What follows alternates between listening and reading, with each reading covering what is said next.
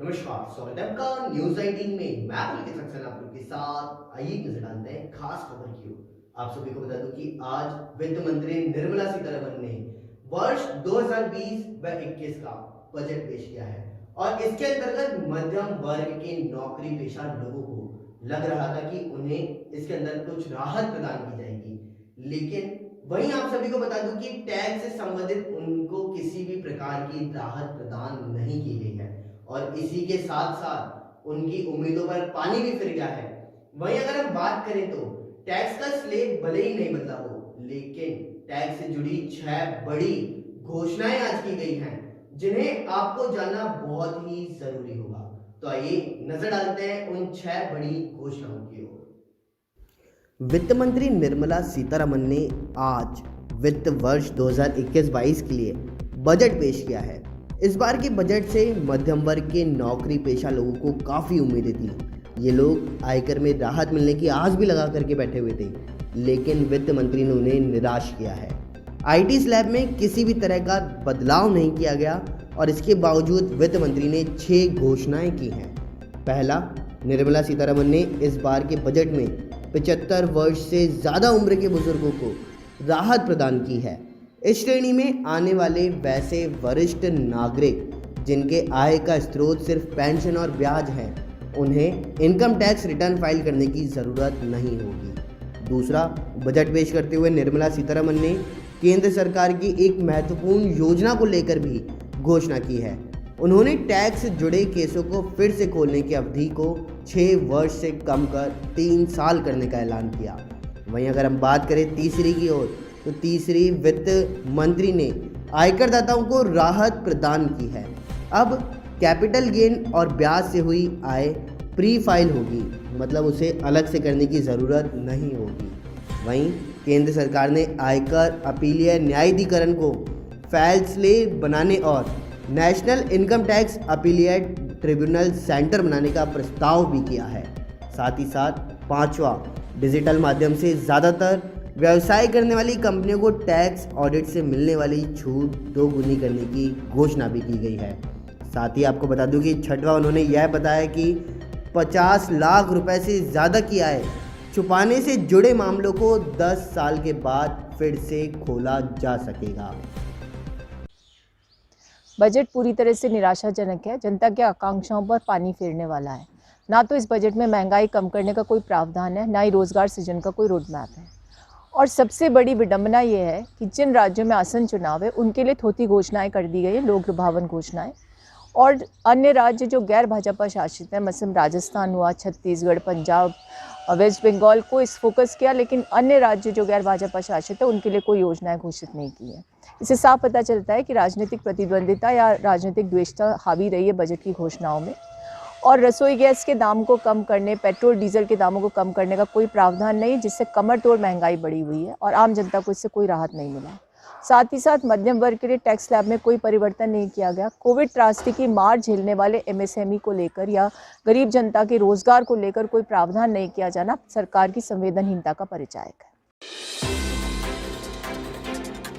इस वक्त की बड़ी खबर आ रही है बजट 2021 को लेकर, जहां बीमा कानून 1938 में बदलाव किया गया है। एफडीआई को 39% से बढ़ाकर 74% मंजूर किया गया है। हालांकि इससे बोर्ड में मेंबर भारतीय होंगे।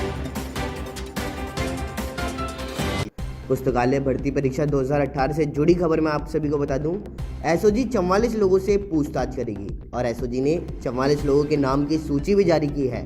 सांचौर थानाधिकारी को सूची भेज पेश करने के निर्देश दिए, तो वहीं सांचौर सीओ कार्यालय में ही एसओजी पूछताछ करेगी।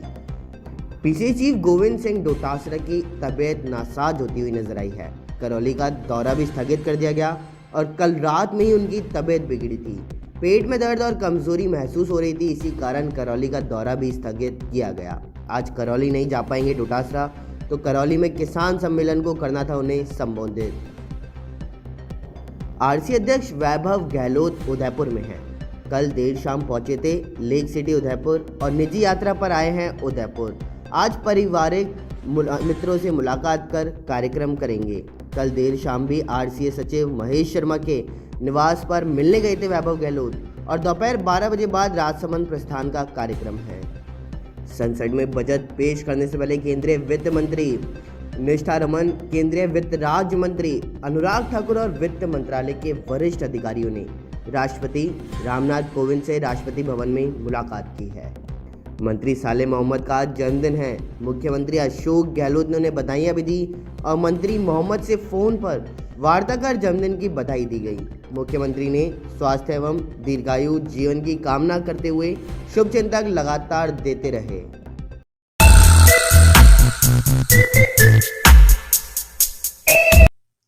नमस्कार, स्वागत है आपका न्यूज 19 में। मैं पुलकित सक्सेना आप लोग के साथ। आइए एक नजर डालते हैं अखबार की सुर्खियां मेरे साथ। आप सभी को बता दूं कि अखबार की सुर्खियों के अंदर सबसे अच्छी बात तो यह सामने आई है कि आज से राजस्थान के अंदर एक बहुत ही अच्छी खबर सामने आई है। आप सभी को बता दूं कि 8 तारीख से राजस्थान के अंदर पिछले 10 महीने से बंद चल रहे 6ठी से लेकर के 8वीं तक के स्कूलों को खोला जा रहा है। वहीं साथ ही साथ लोगों के अंदर असमंजस भी बना हुआ था कि आखिर सिनेमा हॉल और स्विमिंग पूल को कब खोला जाएगा।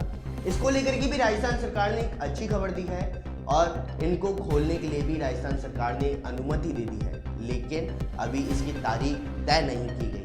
वहीं साथ ही साथ आप सभी को एक बात और बता दूं कि अब शादी समारोह के अंदर पहले 100 जनों की अनुमति थी, लेकिन अब इसको बढ़ा करके 200 जनों तक भी कर दिया गया है, जिससे अब राजस्थान के अंदर जितनी भी शादियां होंगी उन सब के अंतर्गत अब 200 व्यक्ति आसानी से जा सकेंगे और कोरोना की गाइडलाइन का पालन करना लेकिन अभी भी जरूरी होगा।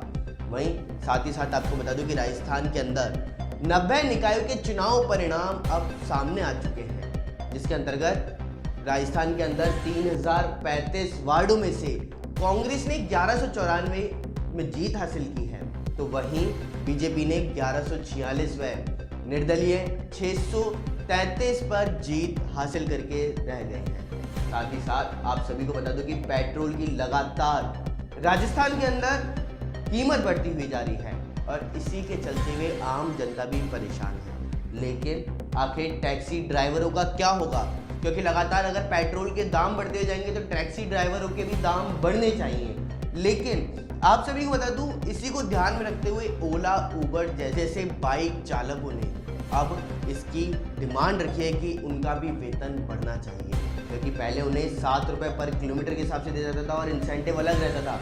लेकिन अब जब पेट्रोल के दाम 95 रुपये तक हो चुके हैं तो उनके दाम घटा करके 5 रुपये कर दिए गए हैं। आखिर ये ऐसा उनके साथ में क्यों रहा है, और इसी को लेकर के आज 7000 बाइक टैक्सी ड्राइवर उन सभी की आज स्ट्राइक भी देखने को मिलेगी। आज एक भी बाइक ओला, उबर की या किसी अन्य की नहीं चलती हुई नजर आएगी। साथ ही साथ आप सभी को बता दूं कि राजस्थान के अंदर लगातार अवैध खनन को लेकर के असमंजस बना हुआ था और अवैध खनन के हर साल लगभग 3000 नए मामले सामने आते थे। तो इसी को लेकर के राजस्थान की अशोक गहलोत सरकार ने 2017 की मुख्यमंत्री जब उस टाइम पे वसुंधरा राजे थी, तो उनकी सरकार में जो डिसीजन लिए गए थे इसको चेंज करते हुए अब इस पर कार्यवाही बढ़ा दी है।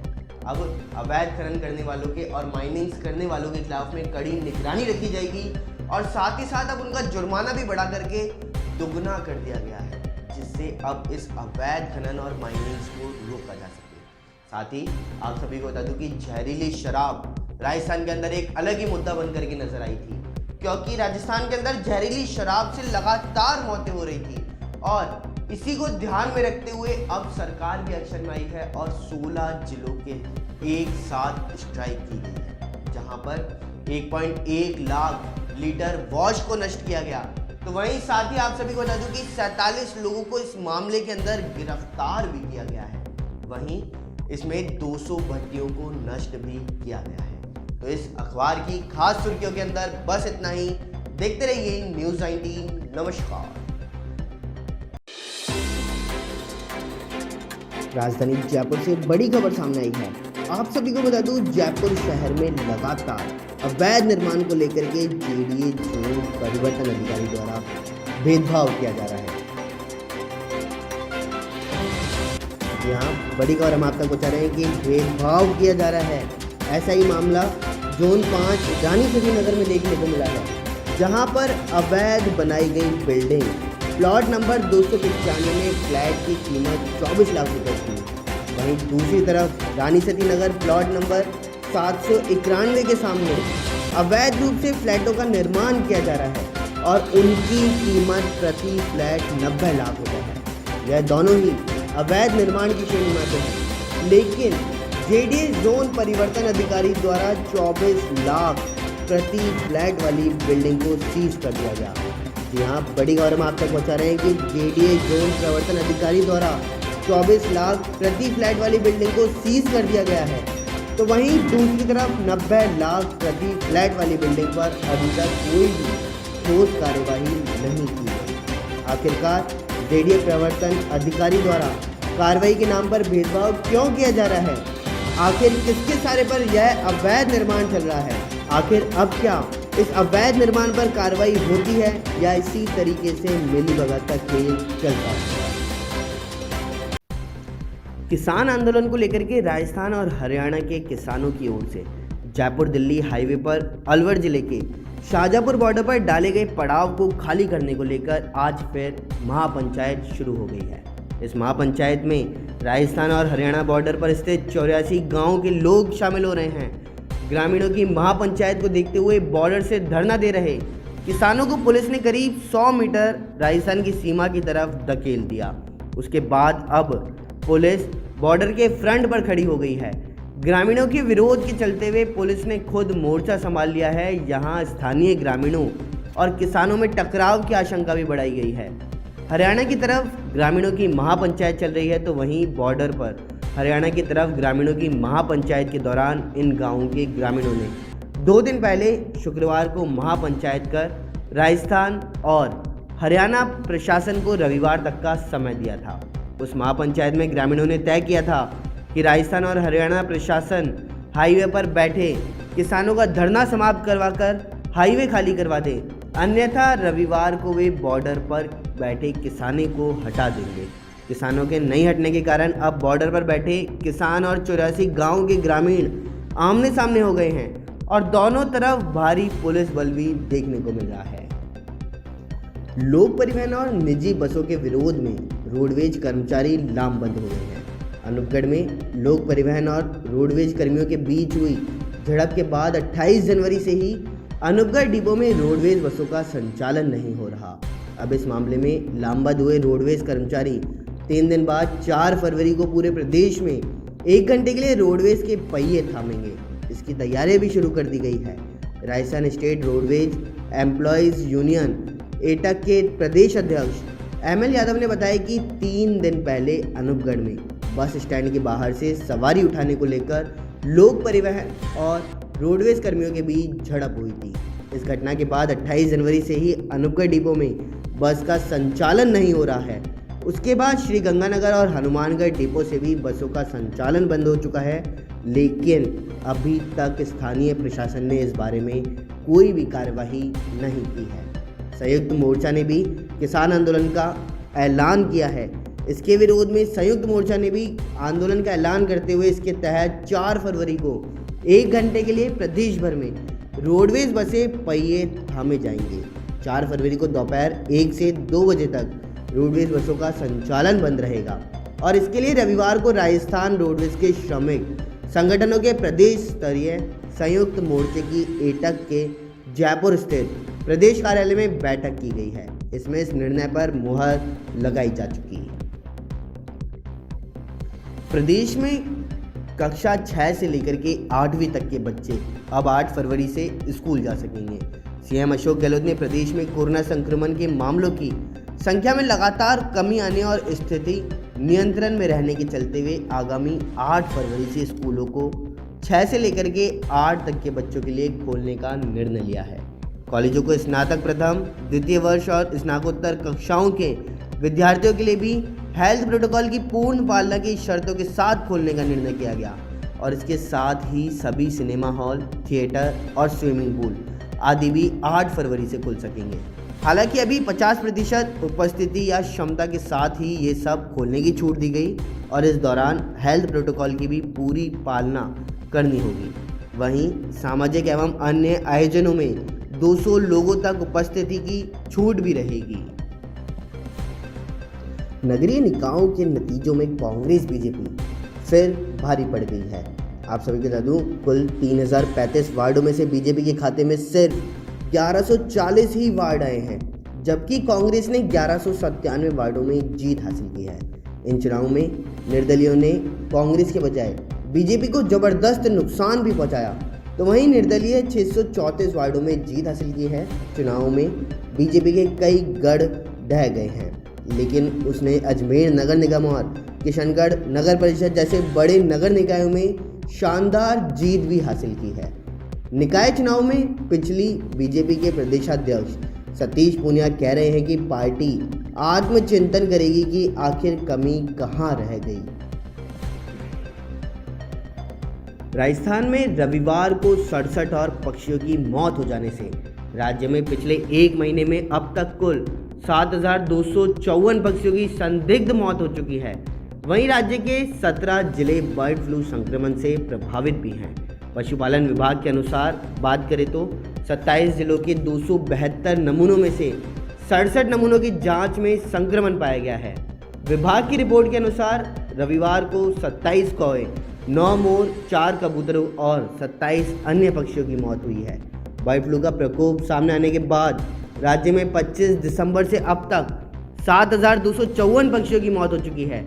इनमें 5003 कौवे, 436 मोर, 687 कबूतर और 1128 अन्य पक्षी भी शामिल हैं। पशुपालन विभाग की रिपोर्ट के मुताबिक राजस्थान में शुक्रवार को 115 पक्षियों की मौत की गई है। विभाग की रिपोर्ट के मुताबिक शुक्रवार को 13 कौवे, 2 मोर, 53 कबूतर और 6 अन्य पक्षियों की मौत हो चुकी है।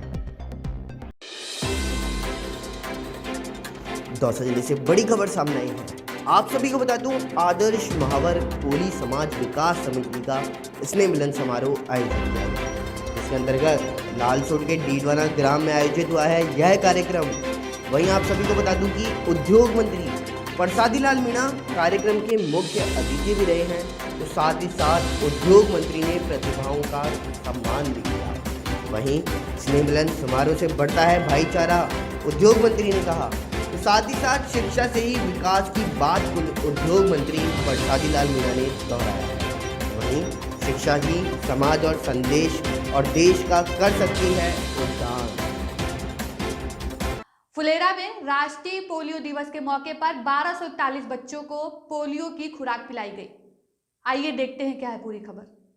राष्ट्रीय पोलियो दिवस पर 1241 बच्चों को चिकित्सा एवं स्वास्थ्य विभाग की ओर से आंगनवाड़ी कार्यकर्ता, आशा सहयोगिनी व मेडिकल छात्रों के द्वारा पोलियो की दवाई पिलाई गई। पल्स पोलियो अभियान के प्रभारी प्रवीण वर्मा ने जानकारी देते हुए बताया कि कस्बे में कुल 24 पोलियो बूथ बनाए गए हैं, जबकि ग्रामीण क्षेत्र पीपली का बास में 2 बूथ बनाए गए हैं। इन बूथों के लिए 3 सुपरवाइजर रखी गई हैं, जिनमें मालती गोठवाल, सिल्विया बेजियम और मंजू बागड़ी को नियुक्त किया गया है। सामुदायिक स्वास्थ्य केंद्र के प्रभारी डॉक्टर महेश कड़ेल ने बताया कि रविवार को पल्स पोलियो अभियान के तहत आंगनवाड़ी कार्यकर्ताओं एवं स्वास्थ्य कर्मियों की टीमें गठित कर बस स्टैंड, आंगनवाड़ी केंद्रों, सार्वजनिक स्थानों पर स्वास्थ्य केंद्र द्वारा चिन्हित बूथों पर सुबह 10 बजे से शाम 5 बजे तक भेजे गए। 5 वर्ष तक के बच्चों को पोलियो की खुराक पिलाई गई।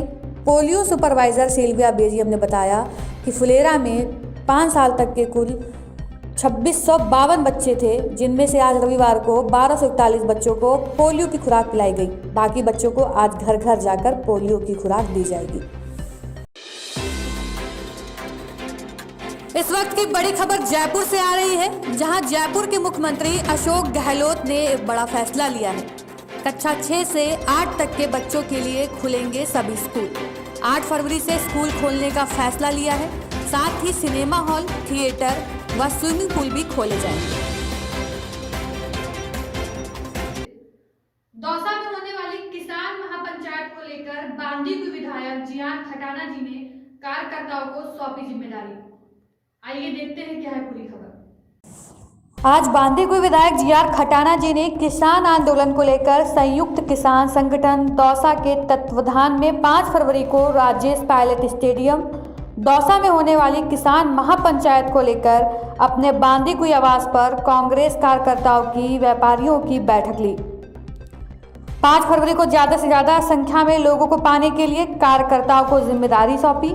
साथ ही विधानसभा क्षेत्र बांदीकुई की बसवा, बांदीकुई व बैजूपाड़ा तीनों पंचायत समितियों में अलग अलग कमेटी बनाई। महापंचायत का पूरे क्षेत्र में प्रचार प्रसार करें और साथ ही किसान महापंचायत में ज़्यादा से ज़्यादा संख्या व स्वयं के कृषि वाहन व ट्रैक्टर के साथ अधिक से अधिक किसानों को किसान रैली में लेकर जाएं। विधायक खटाना जी ने बताया कि आज की बैठक में यह तय किया गया है कि बांदीकुई विधानसभा क्षेत्र के 1000 ट्रैक्टरों का टारगेट रखा गया है, जिसमें किसान ट्रैक्टरों से 5 फरवरी को राजेश पायलट स्टेडियम दौसा में पहुंचेंगे।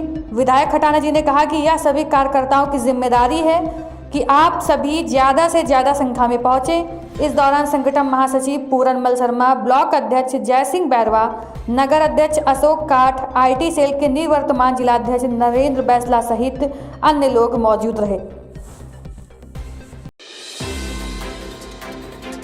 लालसोट से इस वक्त बड़ी खबर सामने आ रही है। आपको बता दें कि राजस्थान सरकार कैबिनेट मंत्री प्रसादी लाल मीणा का लालसोट महिला चिकित्सालय और रामगढ़ पचवारा CSC पर जन्मदिन मनाया गया। उद्योग मंत्री के 70वें जन्म दिवस के उपलक्ष्य में महिला सामुदायिक चिकित्सक केंद्र पर मरीजों को फल वितरण किए गए। साथ ही लालसोट महिला चिकित्सालय में प्रदेश कांग्रेस के पूर्व सचिव कमल मीणा ने कार्यकर्ताओं के साथ फलों को वितरण किया। पूर्व पालिका अध्यक्ष एवं khadi board vice chairman Dinesh Mishra निजी उद्योग मंत्री के जन्म दिवस पर मरीजों को फल का वितरण किए। लालसोट महिला चिकित्सालय में सरपंच प्रद्युमन सिंह, नगर कांग्रेस अध्यक्ष राजेंद्र पांखला, पूर्व पार्षद सिराज मोहम्मद, दया राम स्वामी, घासीलाल सैनी, CM सुखाड़िया, LM जैन, अभिषेक जोशी, रोहित पंसारी सहित अनेक लोगों ने फलों का वितरण किया। सामुदायिक स्वास्थ्य केंद्र रामगढ़ पचवारा में ब्लॉक कांग्रेस अध्यक्ष धीरज शर्मा ने मरीजों को फलों का वितरण कर उद्योग मंत्री का जन्मदिन मनाया। पूर्व सरपंच रामविलास जांगीर सहित कई कांग्रेसी कार्यकर्ताओं ने सामुदायिक स्वास्थ्य केंद्र पहुंचकर फलों का वितरण किया। साथ ही साथ ब्लॉक कांग्रेस अध्यक्ष धीरज शर्मा ने 70वें जन्म दिवस के उपलक्ष्य में कई विद्यालयों में फलों का वितरण किया। इस वक्त की बड़ी खबर आ रही है लालसोट से। आपको बता दें कि लालसोट के डिडवाना में वार्ड वाइज प्रतियोगिता का आयोजन किया गया। प्रीमियम लीग BPL का खेला गया फाइनल। साथ ही प्रीमियम फाइनल मैच में वार्ड 5 को हराकर वार्ड नंबर 14 ने मारी बाजी। आपको बता दें कि वार्ड वाइज प्रतियोगिता के मुख्य अतिथि सरपंच विनोद फुलवारिया व पूर्व सरपंच दीपक पटेल रहे। विजेता टीम को ट्रॉफी व नगद पुरस्कार देकर सम्मानित किया गया। साथ ही प्रतियोगिता के दौरान मुरारी लाल शर्मा, ब्रजमोहन थानेदार, मुकेश, रमेश मुंशी व अनुराग शर्मा उपस्थित रहे। नमस्कार, आप सभी का स्वागत है न्यूज़ 19 में और मैं हूं आपके साथ महक दीक्षित। शिवानी मंडी में 2355 बच्चों को पोलियो की खुराक पिलाई गई। आइए देखते हैं क्या है पूरी खबर। शिवानी मंडी शहर में रविवार को स्वास्थ्य विभाग द्वारा 3 दिवसीय पोलियो प्लस अभियान शुरू किया गया, जिसमें पहले दिन 2355 बच्चों को पोलियो की दवा पिलाई गई। जानकारी देते हुए इस अभियान के बारे में senior medical officer doctor Harendra Singh ने बताया कि स्वास्थ्य विभाग ने शिवानी व उपमंडल के गांव बंडवा में 17 बूथ बनाए दिए हैं। 70 कर्मचारियों बूथों पर उपस्थित हैं। पोलियो की दवा पिलाई इस अभियान में मुख्य रूप से supervisor doctor Nitin Kumar, Dayanand Muwal pharmacist, Satveer Jangra, Umed Baloda, staff nurse Anita व अन्य लोग उपस्थित रहे। हाँ सर, क्या टारगेट है सर आज आपका पोलियो अभियान के तहत? देखिए, हमारे आज टोटल शिवानी एरिया में 17 बूथ हमने बनाए हैं। जी सर। जहाँ पे हमारे 70 से ज़्यादा कर्मचारी इस वक्त लगे हुए हैं। 5000 के आसपास बच्चों को दवाई पिलाने का हमारा टारगेट है। शाम होते होते हम आपको एग्जैक्ट जो भी डाटा हमारे पास आएगा, कितने बच्चों ने आज पी है और कितने बच गए हैं, वो हम आपको शाम तक बता पाएंगे। Thank you. इस वक्त की बड़ी खबर सामने आ रही है। आपको बता दें कि चलती बसों से यात्रियों की जेब तराश कर पर्स निकालने की घटना का खुलासा हुआ है, जिसमें एक साथी जेब तराश गिरफ्तार किया गया है। आरोपी के कब्जे से चोरी के 10,000 रुपये बरामद किए गए हैं। पुलिस उपायुक्त जयपुर पश्चिम प्रदीप मोहन शर्मा ने बताया कि शहर में बढ़ती हुई जेब तराशी व अन्य आपराधिक वारदातों की गंभीरता को देखते हुए विशेष टीम का गठन किया गया। मिशन सशक्त नारी सुरक्षित नारी के अभियान का शुभारंभ किया गया। आइए देखते हैं क्या है पूरी खबर। जयपुर पुलिस आयुक्तालय द्वारा 1 फरवरी से 15 फरवरी तक महिलाओं की सुरक्षा एवं सशक्तिकरण के लिए जन जागरूकता अभियान चलाया जाएगा, जिनमें सभी जिले के डीजीपी, डीसीपी, एडीसीपी, एसीपी व एसएचओ अपने क्षेत्र में इस अभियान में प्रतिदिन अलग अलग गतिविधियां करेंगे। इसके साथ ही इस अभियान का मुख्य उद्देश्य जेंडर सेंसिटाइजेशन एवं महिला अपराधों में कमी लाना, महिलाओं को कानून व उनके अधिकारों की जानकारी देना है। उक्त कार्यक्रम राजस्थान पुलिस के आवाज़ अभियान के तहत चलाया जाएगा। कार्यक्रम के तहत पोस्टर, होर्डिंग्स लगाए जाएंगे, पंपलेट वितरण किए जाएंगे, स्टिकर चस्पा किए जाएंगे। स्कूल व कॉलेज में जाकर मीटिंग आयोजित की जाएगी, मोहल्ला स्तर पर मीटिंग आयोजित की जाएगी, फ्लैग मार्च व पैदल मार्च निकाले जाएंगे, चौराहों पर विशेष प्रदर्शन किए जाएंगे, स्कूलों में शपथ का आयोजन होगा, गुड टच, बैड टच की जानकारी दी जाएगी। कि आज एक रैली का आयोजन किया गया, क्या है ये पूरा? सुन लो सभी, कहने आए हैं हम आज कि सशक्त नारी से ही बनेगा सशक्त समाज, और यही मिशन जयपुर आयुक्तालय ने लिया है। 1 फरवरी से लेके 15 फरवरी तक सशक्त नारी, सच और सुरक्षित नारी, ये मिशन चलेगा पूरा 15 दिन। और ये केवल 15 दिन ही नहीं चलेगा, ये तो एक युद्ध स्तर पे हम लोगों ने मिशन छेड़ा है, हायर ऑफिसर से लेके नीचे तक, यानी टॉप टू बॉटम। इसमें डीसीपी स्तर के अधिकारी, एडिशनल डीसीपी स्तर के अधिकारी, एसीपीज, एसएचओ और पूरा थाना क्षेत्र, यानी कि हर व्यक्ति मिशन के लिए काम करेगा, मिशन के रूप में काम करेगा, सशक्त नारी और सुरक्षित नारी के लिए। और इस मिशन के अंदर हम लोगों ने ये किया है कि हम लोग हर स्कूल और कॉलेज में जाएंगे और वहाँ पर जो लड़कियाँ हैं उन्हें तो हम लोग सेल्फ डिफेंस की शिक्षा देंगे, साथ ही जो हमारे बच्चे हैं उन्हें हम सिखाएंगे, उन्हें हम शपथ दिलाएंगे नारी सम्मान की, उन्हें वो संस्कार मिले समाज में, इसके लिए उन्हें प्रेरित किया जाएगा। छोटे बच्चों को गुड टच और बैड टच के बारे में बताया जाएगा। और इसके साथ ही हम लोग रहेंगे जनता के बीच, यानी कि पूरा जयपुर आयुक्तालय रहेगा जनता के बीच, जनता के साथ। हम लोग मोहल्ला मीटिंग करेंगे, हम लोग थाना स्तर पर महिलाओं के साथ मीटिंग करेंगे, हम लोग जो प्रेरित तत्व हैं जो और। इस वक्त की बड़ी खबर आ रही है बजट को लेकर, जहां वित्त मंत्री निर्मला सीतारमण पेश कर रही हैं आम बजट। सरकार की ओर से 3 लाख करोड़ रुपए से अधिक लागत की स्कीम लॉन्च की जा रही है। यह स्कीम देश में बिजली से जुड़े इंफ्रास्ट्रक्चर को मजबूत करने का काम करेगी।